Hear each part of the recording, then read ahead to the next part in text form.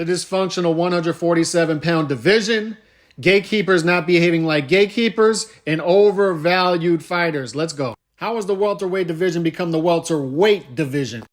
One of the key ingredients to that, of course, has been number one and number two in the division simply haven't fought each other in a half a decade. But an equally troubling piece to this puzzle that has become the welterweight division has been the fact that fighters in the past who would have been known as gatekeeper opponents are not behaving like gatekeeper opponents.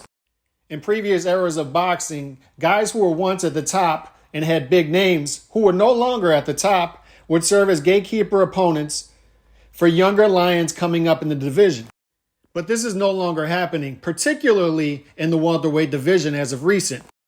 If boxing resembled the sport and wasn't so dysfunctional, guys like Keith Thurman and Danny Garcia would be serving their purpose as barometers in their weight classes for young up-and-coming fresh-faced fighters such as Boots Ennis, Virgil Ortiz, Conor Benn, Stanionis, Butayev, Cody Crowley.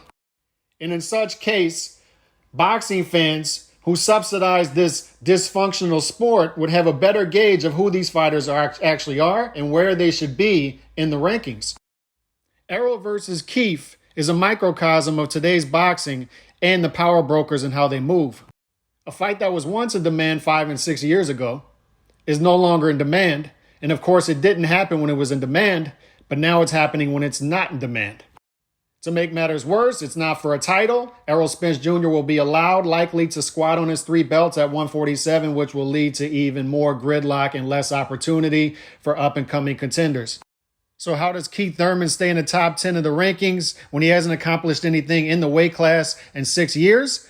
The same way Duke basketball stays in the top 25, even though they're not one of the best 25 teams in the country. Name recognition only. What you did in the past gets you clout. And when you don't offer clout chasing services to young up-and-coming fighters, we get more gridlock in the division.